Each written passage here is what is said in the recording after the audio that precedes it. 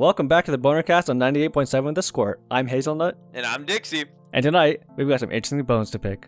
So tonight's special episode is episode 8, and it's actually the finale episode of the Bonercast, which you might have known already from the title of the video. Oh, Yeah, it's really sad, but no. it's also a great accomplishment for me and Dixie, and more importantly, our boss, because he runs the whole thing. And we ran out of money. That too. We're out of budget.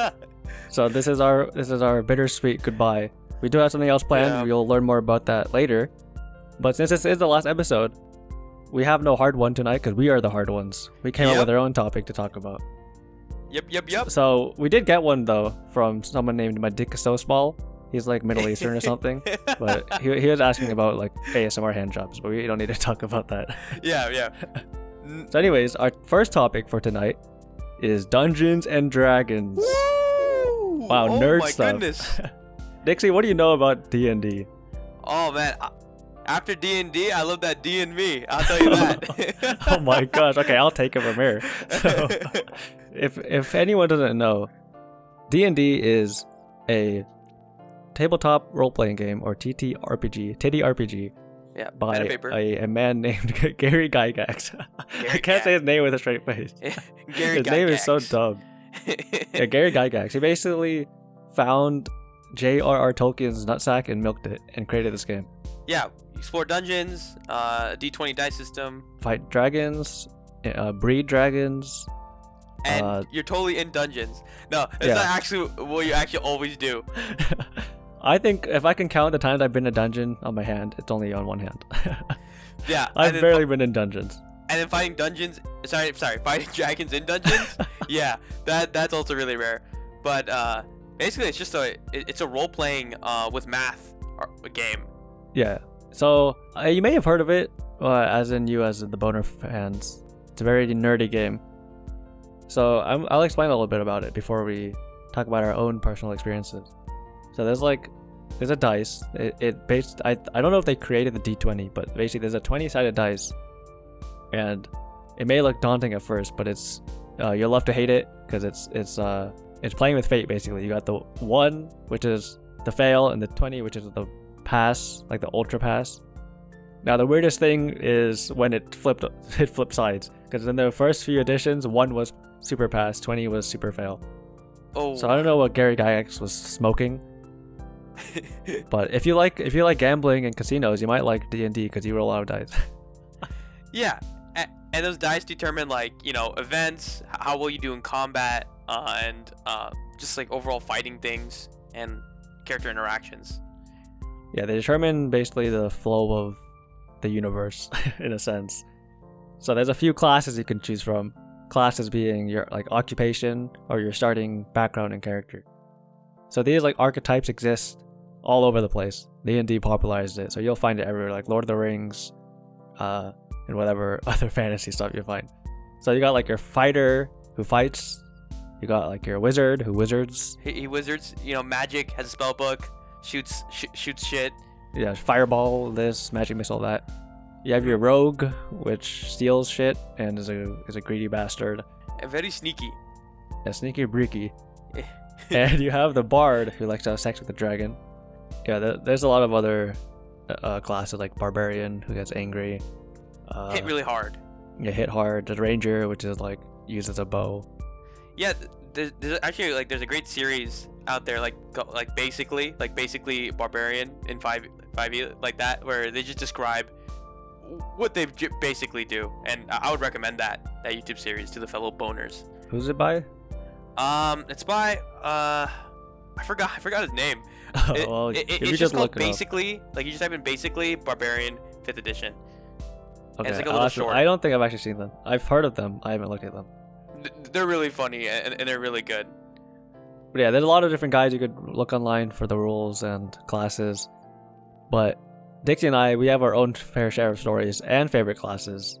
Yeah, how many years have we actually played D&D? Well, will that reveal our age? No. Will it give a hint into how old we are? I've been playing D&D for 20 years. The people who want to know how old we are have to subscribe to the Patreon. You're right. Our Patreon that will exist sometime in the near existence of the universe. In that time frame of whatever that was, how many years have you played D&D, and how many years have I? Is it 5 years? That means you're at least 5 years old, according to people. So now they have an idea. Damn. I've played 3 years, and then after the third year, and in your year, that's basically when we both ended at the same time, because we unfortunately our group did disband, but Yeah. we still had great times. I mean, some may say it's like once you go D&D, you can never go back. Whatever. Black can't go back. I don't know. D&D sticks with you, but I do forgore a lot of the stuff about the game. But we did not forget the amazing stuff that did happen, right? And that's the joy of D&D, that fantasy, like role playing with math. I love role playing with math. Yeah, you can make very unforgettable moments with your friends, and sexual or non-sexual. Because if you have a bard, you better prepare that they're going to seduce everything. Yeah. So D&D is usually run with players and a dungeon master, which sounds very sexual. No, that's the best one. You got the dungeon master, or shortened as the DM. Yeah. Which also sounds sexual, or it could also mean diabetes. But the DM usually orchestrates the whole adventure. Yeah, you basically play a campaign, and you play through a story. It's like you know those clue books, like 39 clues, where you just pick flip to page 57 if you went through the left door, or 58 if you went through the right door, right? It's like that, except with words. No shit. Sorry, it's always with words. It's like that, except with speech, and like you're rolling dice.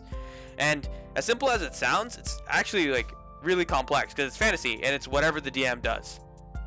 Yeah, it's like a choose your own adventure book, or Zork.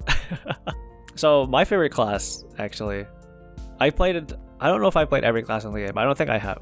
There are some classes that are too complicated for me, especially spellcasters. I'm very scared of spellcasting because it's too much reading and my eyes aren't meant for reading. But I do like my fair share of fighters. I'm a big fighter fan. But the thing about the fighter that I like is how simple it is, that I could just jump in and smack the shit out of things without having to flip through a bunch of pages and try to remember what my spell does. Because it's so simple, it gives you like a clean plate, or a clean slate and a plate of background and role playing to get into. Because you don't have to worry too much about the mechanical aspect, and you also learn a lot about fighting in general, and you'll know how the battlefield works more than any other class if you play fighter. How about you, Dixie? What's your favorite class? You already know this, but I do. Yeah. Dude, I think I do. My favorite class in the entire universe is the cleric. It is a spellcaster. It is complicated. Actually, it's not that complicated as a wizard.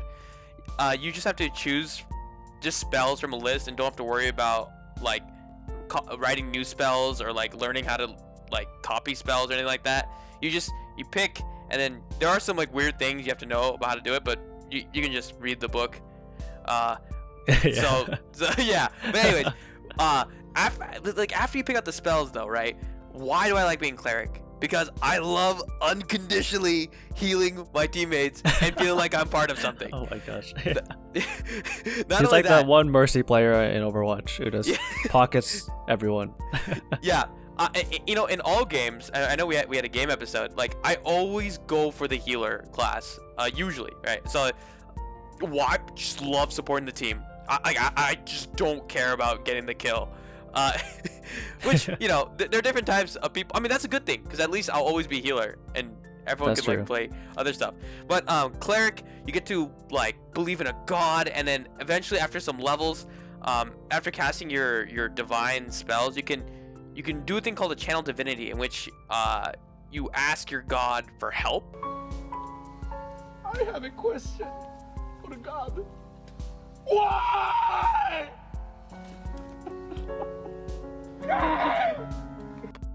Through a difficult time, and depending on how you roll, it can be answered or not answered, and it just makes such a like intense roleplay opportunity. Yeah, it creates a very strong narrative. Alongside, I'm a religious boner, So I had my boner on during church. Like, Oh no. Oh, no. I actually tune in for that. So that's the reason why I love cleric. There's just it's that divine roleplay. Roleplay is my favorite thing to do.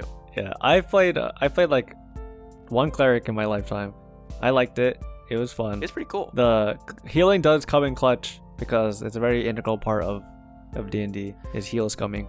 Yeah. And making sure that the more health you have doesn't really mean you win. The more health you can keep getting back means you could win.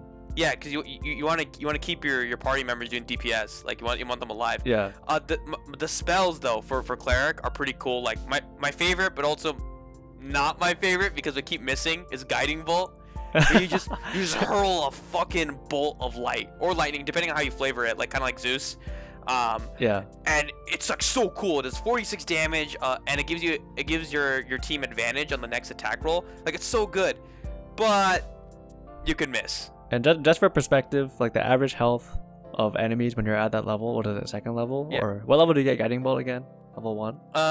Yeah. So yeah, the average health of enemies is like 10 to like 20. So a guiding bolt could very well insta kill people. Yeah, at 46. That's 4 6-sided dice.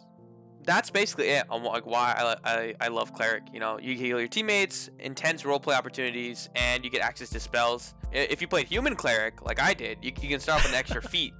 And I even mentioned that there's so many different races. There's no races, but here's the thing: we both love feet.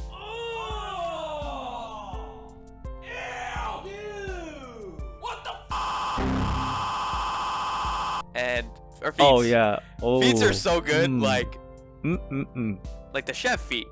Like the chef just gives you the skill of culinary. You can make treats for your allies, and they heal them like 1 HP. It's not that useful, but it's just so cool to be able to learn how to cook and have that RP moment. You know?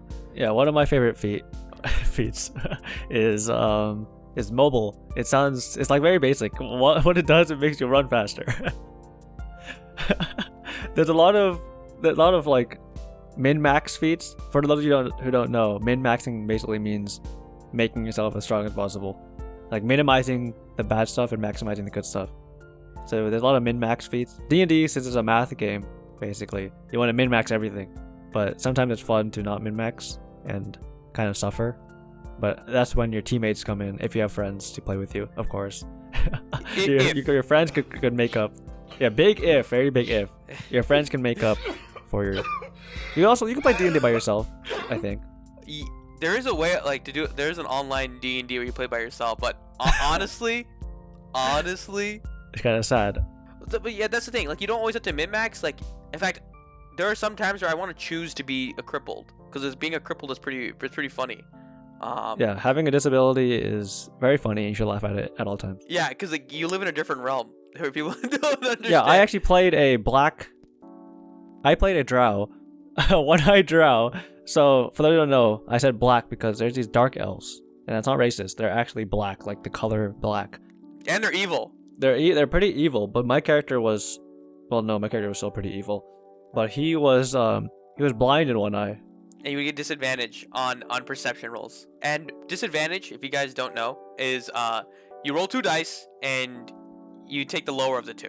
Yeah, so it's a bad thing. And as opposed to advantage, which is the opposite. Roll 2 dice, take the highest.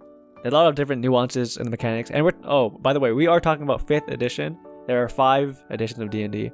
So yeah, there's a lot of different tabletop games even, like Pathfinder, Shadowrun. Everyone's John.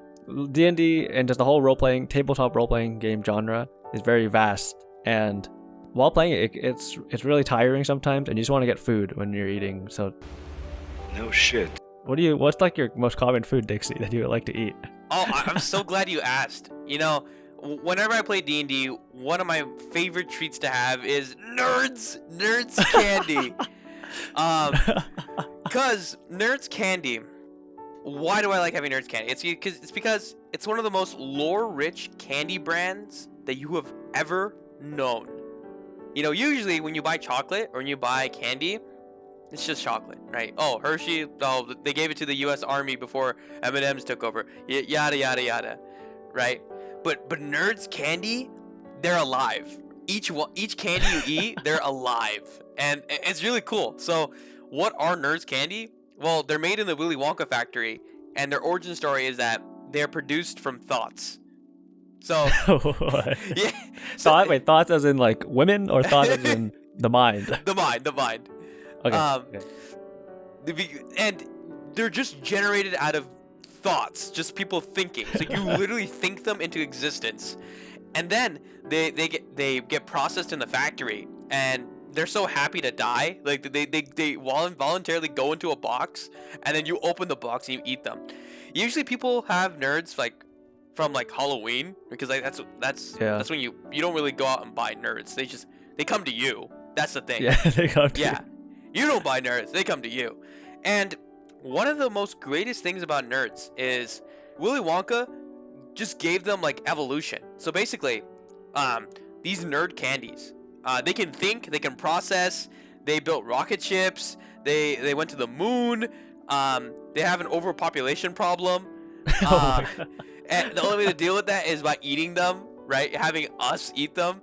So it's really weird and almost grotesque, but it's also like, whoa, these are happy little, I don't even know what to call them, like their shape. They're like happy little, like fat, seals. Thingies. Yeah. Seal with legs, but no, and they have toes. Yeah, seals with penguin, like wide toes. And they're just so yummy. Like, yeah, they're pretty sweet. in fact, I was so crazy about them. I ordered them from North. Apparently, when I ordered nerds from eBay, Okay, that's kind of sketchy. that's what you do. It came from North Carolina, and those North Carolina nerds were pretty good. But here's the thing: why did I order nerds from North Carolina? Because D&D did a partnership with nerds. D&D X No way. nerds. Yes. That's insane. Yes. So now there is a campaign and a series on YouTube, explaining each class as a nerd character, or like how nerds do it. In fact, I would say that's just another way of you to like learn the media of like what are nerds and like how are they connected and what is D&D. You get the best of both worlds. Yeah, let me double check if we're sponsored real quick. No, we're not. Nerds, can you really quick sponsor us, because we're giving you some free clout. And can you please shove some nerds in my mouth? I love nerds. Yeah, nerds actually have a really good like candy to box ratio. Yeah, and they have color duos like the watermelon, like the green and red, or the purple and pink. And these colors, right? So the colors of the nerds actually represent personality or attribute of what it means to be that color. So kind of like astrology, right? Like Gemini, Cancer, Sagittarius, whatever that crap is. That's bullshit. I think the real scale that people should be using is the nerds candy personality color chart. Would you like to know more, Hazelnut, on this? Yes. Okay. Tell me more about the nerds. And since I'm purple, you're blue. I want to know if those have any special connections to us. Yeah. Okay. So the purple is the deep thinking one. Purple is quiet and introspective, but no less excited to solve problems than the others. They compute, consider, and count and measure. So you're really good at math. What? That's not right. I can't be right. No, it's your potential. It's your potential. Impossible. I just have to turn into a bean. How about this? They're thoughtful and poignant.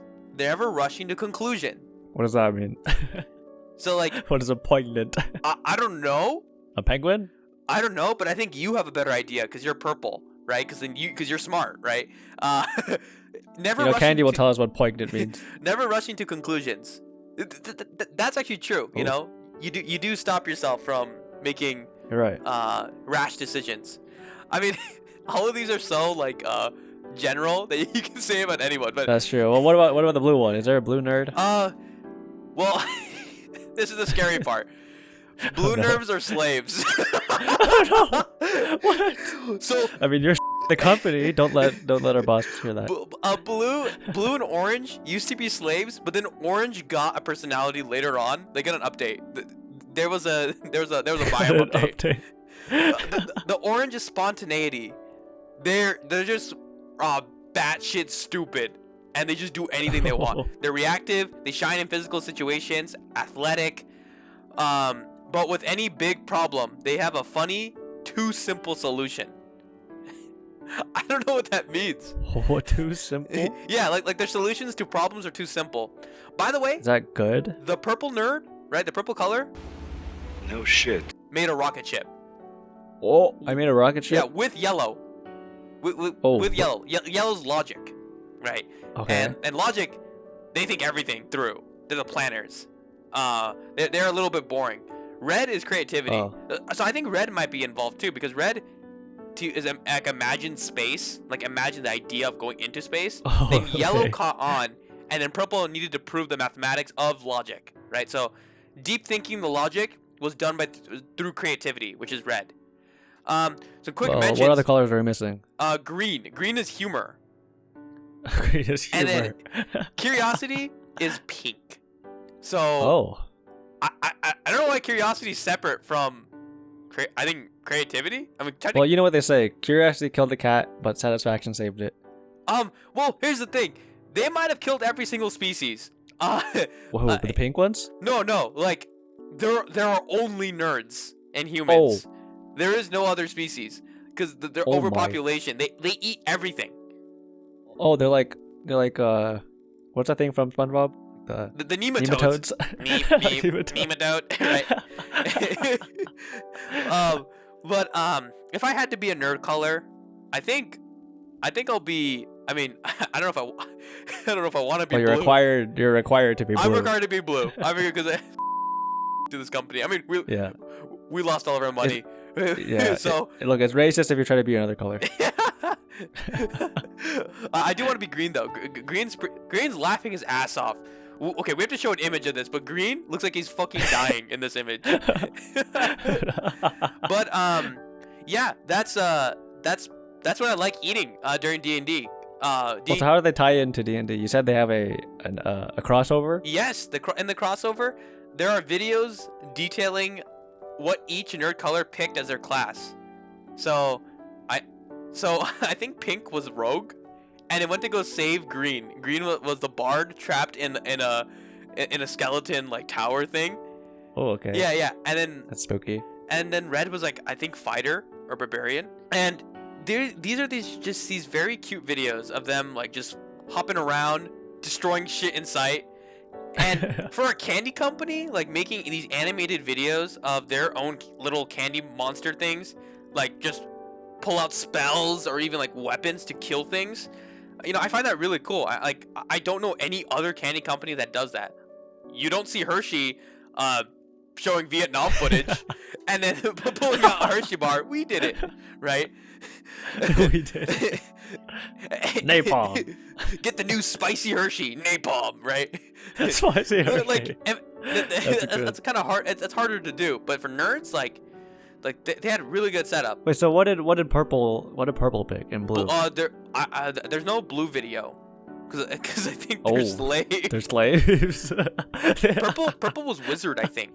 So yeah. Wizard. Oh my gosh, I guess it makes sense. The nerds, they can cast spells without using their fingers. I think that they just waved their toe. Because they saw fireball in that video. Oh my I don't know if we're gosh. allowed to show videos because we might get copyright striked, but Yeah, you guys could go watch the videos on your own. go check it out. We might link it, or we might recommend it, like in the description. Yeah, I don't know if I want to get trouble with Mr. Willy Wonka himself. He has a big willy, if you don't know. Yeah, his big willy might Might Wonka you up. might Wonka us up, and we don't have any money to pay it off, so. And D&D is also owned by Wizards of the Coast, which is owned by Hasbro. We don't want to mess with the big Has Daddy. Yeah. Ooh, man. Lots of big willies that are gonna Wonka. We need Fisher Price to fight them. Who's Fisher Price toys and Fisher Price faucets. Toy and faucet company. That name is like vaguely familiar to me. I was thinking more like Mattel, like Barbie yeah. and Angry Birds. Oh, Barbie. Actually, I don't think they made Angry Birds. I had these Angry Bird toys made by Mattel. What the heck? Yeah, you just flick it at the pigs. Well, a random side tangent. Angry Birds. Yeah. We talked about that in our last episode. Yeah, nerds. Wait, so did the nerds cross over with D&D? Did it come with candy or just the books? It comes with the candy, and if you scan the codes on the back. Oh, I didn't even talk about this yet. if you scan the codes on the back, you get D&D campaigns, right? And there's 6 of them, and they form a super campaign. So Wait. technically there's 7, I think. Wait, so it's like the golden ticket to get to the Willy Wonka factory. It is, yeah. And the reason I was watching an interview, Oh my I think God. about this. The reason why Watching Nerds in a Partnership is because they want to encourage D&D between like parents and their children, like father and daughter, like fun time. That's pretty smart. Yeah, and these modules are very like kid friendly. Whoa, where's the blue slaves? The blue slaves, they're working. They're the sweatshop. They're working. Yeah. Without spoiling too much, the first module is about the color generator being out of tune. So someone fucked up with the color generator that produces colors. No shit. In the world, right? And if that was destroyed, then the nerds basically die out. It's kind of They like need color to live. yeah, they need color to live, and yeah, I mean that's basically it, right? It's a mystery, and It's a mystery. the first given character sheet is Pink the Rogue, and you get pretty good stats. He's the first. Wait, that's weird. The rogue being the main character. Well, 'Cause I would expect like well, I guess. I don't know if it's the main character. No, I think no, because it's just a pre-generated sheet. You pick it up, Oh, and then the next campaign or the next part of the campaign, or the next box really. You have to get it from North Carolina. I see. you unlock more characters. So I think Okay. I think that video showing how the rogue saved Green. I think you unlock Green, and then another person can play Green. Oh, I see. Okay. So that's pretty fun. Yeah, so like you're saving more allies. I mean, that's only if you did a one-on-one. But if you started the party with multiple people, there is a section talking about how you can start off with green, yellow, Okay. pink. That's So- fun. Well, this like talking nerds, it's gonna be really hard for Oh, tonight's really? boner fact. Boner fact, the last one. Boner fact, the The final boner last fact. one. So this one is a real woozy of a doozy, and Willy Wonka could relate. So did you know that men with smaller, shorter penises have erections that can increase penis size by 86%? However, for longer penises, penis size increases by about 47%. So you small warriors, you have a So- chance. If you look at the percentage, 86 versus 47, that's bigger. I'm in the 99th percentile. What does that mean? I don't know. For the Let's go, smaller ni- or the ni- bigger? Who knows? 99% expansion. Let's go. I keep it 100. I'm gonna be real. I keep it 100. Sometimes I keep it $1.50. That's what happens when you have so many nerds in your. That's what happens when you're a blue nerd. You just have so much time to slave away and go hard. Yeah. It's like how Go beast mode. Brazilian slaves invented a martial art and pretended that they were dancing. What is that called? It's called capoeira. Capybara? Capybara? Capybara? Well, anyways, thanks for tuning into the final episode of the Bonercast Yeah. on 98.7 The Squirt. I'm Hazelnut, And I'm Dixie. and we'll see you in After Hours.